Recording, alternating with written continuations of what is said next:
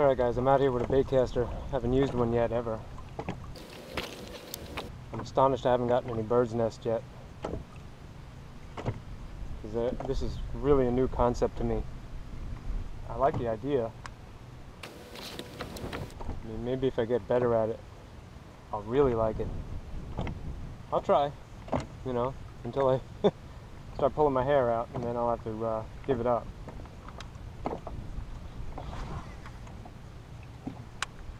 Probably not casting it right, or retrieving it right, or doing a lot of things right.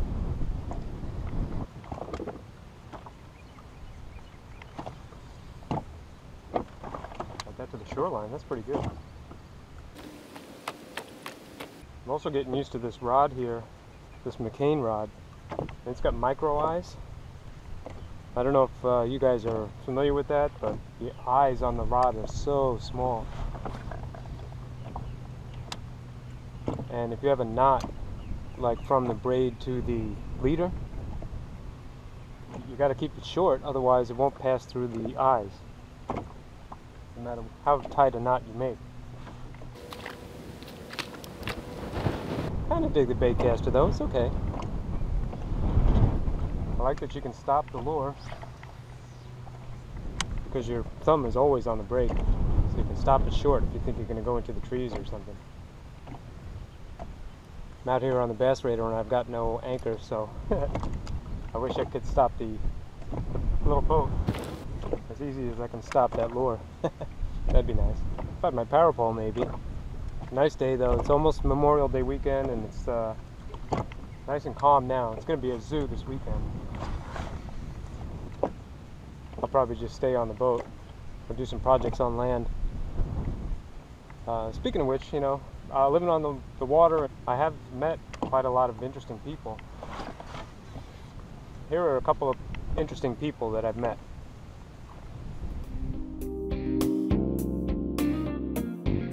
One of my friends that I've met at the marina is named Kirk, and he has a sailboat.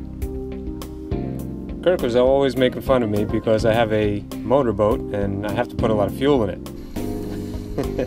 He decided to take me out on his sailboat.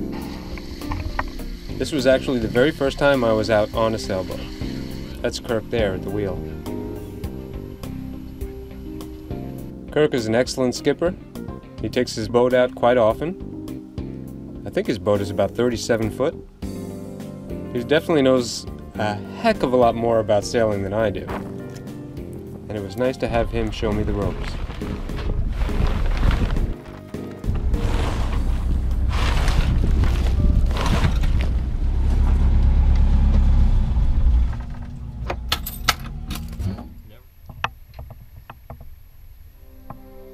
A really cool thing about being on a sailboat was that when the motors were turned off, it ceased to feel like a machine that we were on, more like an organic being. It wouldn't always do what you wanted to do, but it would breathe and move like a thing that is alive. I understand why people like sailboats so much.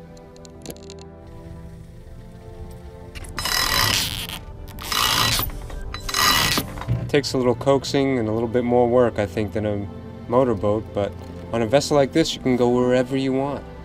You can go across oceans. And you don't have to spend a tremendous amount of money on fuel. I gotta say thanks to my friend Kirk for an excellent first sailing experience. See, if there's air filling the sails, this opens up a lot easier because the wind's doing it for you. Gotcha. It's your hydraulics. I also appreciate all the things that he taught me while we were out on this short trip.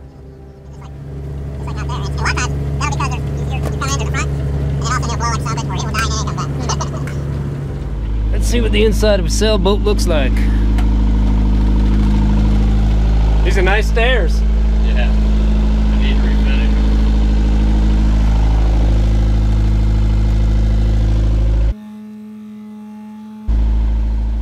Kirk had a lot of old school stuff on this boat, like paper charts, oil lamps, and a lot of wood. I like this boat a lot.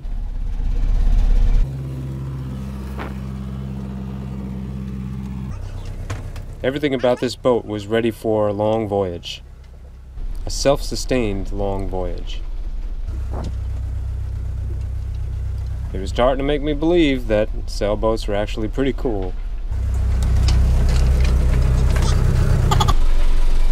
Shutting the motor? Especially the gas mileage thing. Yep. Well, wait a second. Without the motor, how are we going to get around? See if we can get... It was really cool and peaceful being out here without the motor running. And it really kind of blew me away how we would move along just by the power of the wind. All you sailboat guys out there probably take this for granted, but for me, it was a revelation. This doesn't suck.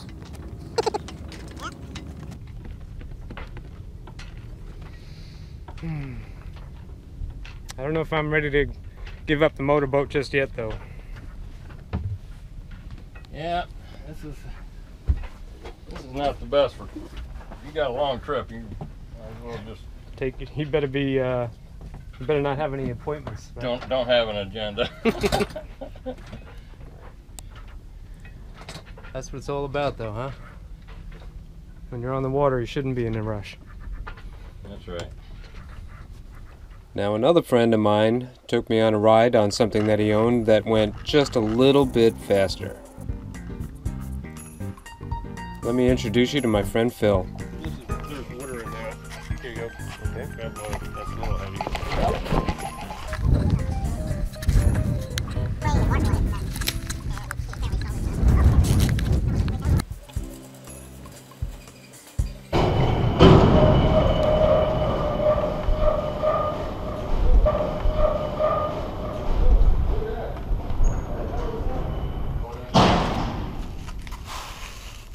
Yeah, that's a wolf spider. Yeah, they can hop really good. Watch out for them.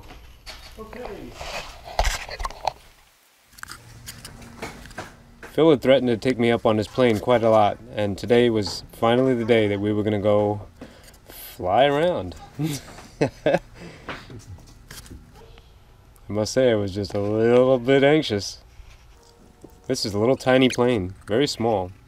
Cool components, but hey, it had all the safety gear.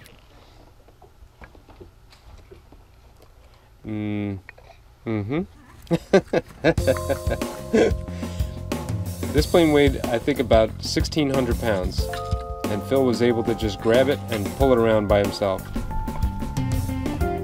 It reminded me of like a giant RC plane. Or a very, very small commercial aircraft. Either way, this was the moment of truth. Let's go for a ride. Alrighty. Okay, hop on in. Thank you, sir. Okay. All right, here's your headset. Now get your seatbelt on. Okay. There's no instructions on how to wear a seatbelt. I'm confused.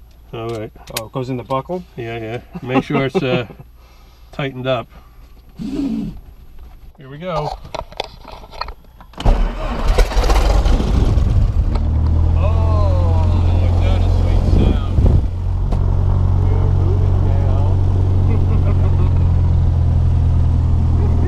Taxiing down the runway with the door open.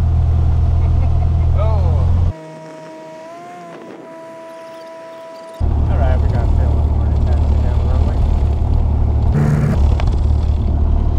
See, I put this aileron down here when you have a crosswind like that. Like, look at that sock right there? Yep. That keeps the wing from flipping, but it's not going to flip anyhow. Yeah, flipping is bad.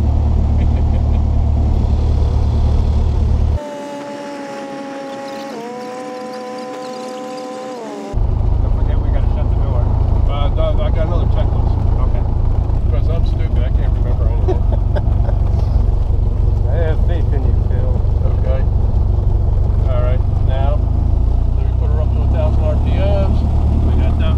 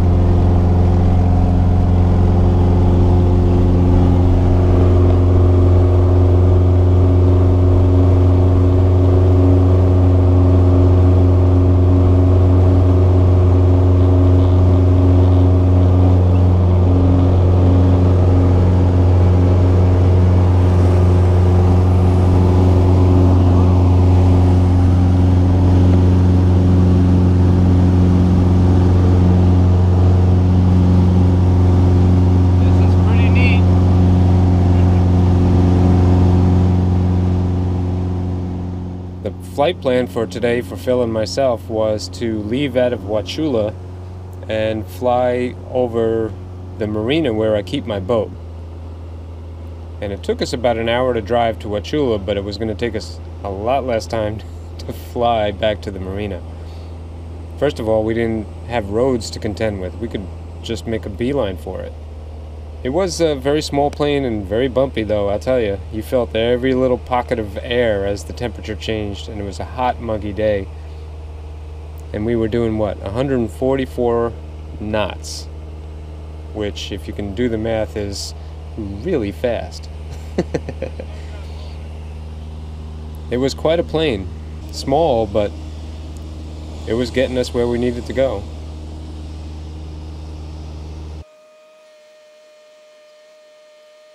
Up ahead here is where I'm currently living.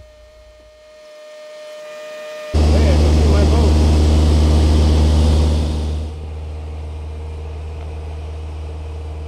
As we flew past the marina and my little spit of land here in Florida, I could see the channel really good, and I was able to snap off a couple pictures. This is the same plane that we're in, flying over the marina. I took these pics the other day when Phil flew over. Today, I was in the boat with him, plane with him.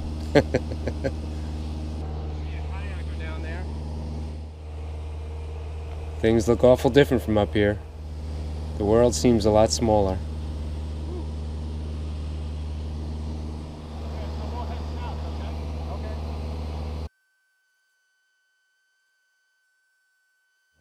Here you get a sense of how shallow everything is. This is Cockroach Bay, which you've seen in some of my videos. Now we're flying south over Port Manatee, on our way to check out one of Tampa Bay's iconic bridges. For the short journey, I just looked around and poked at the plane, just to get an idea of what my chariot looked like.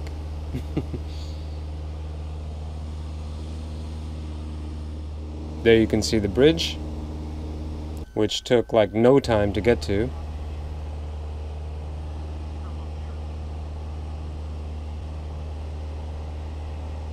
And then before we knew it, we were flying over Egmont Key and turning around and heading back to Wauchula.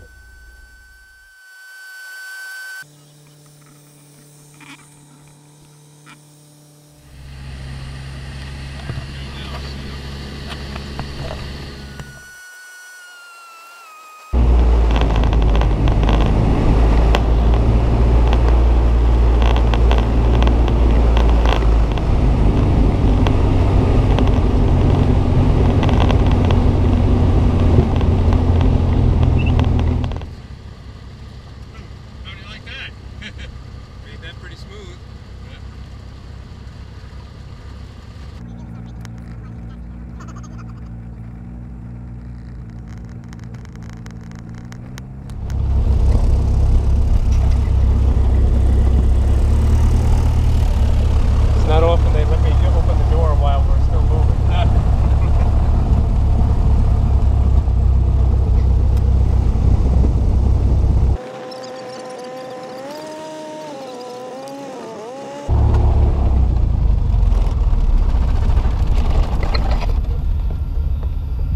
Yes, yes, yes.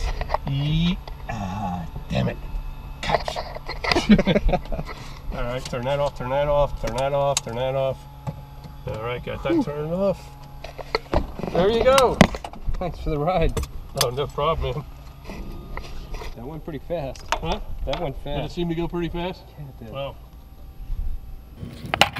My friend Phil here is a pretty astonishing guy. I mean, he plays a guitar, he flies a plane, and now he's just bought himself a boat, which is how we got to know each other. I really appreciate him taking me out in his plane. And I must say I'm a very lucky guy to meet all the interesting people that I have. And I do think that having this YouTube channel is a big part of it. So you there sitting right now watching this video, thank you, I appreciate it.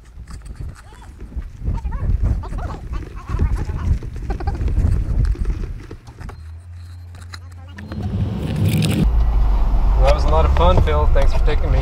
No problem, man. Can you tell me what kind of plane that was that we were just in? No. No? Forgot.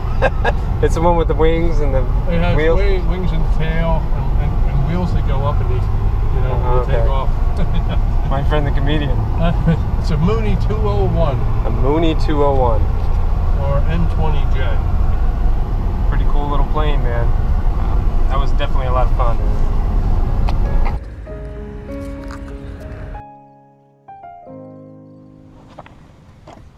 Well, those were a couple interesting trips, weren't they? I'm sure I'll be meeting all kinds of neat people in the future as well.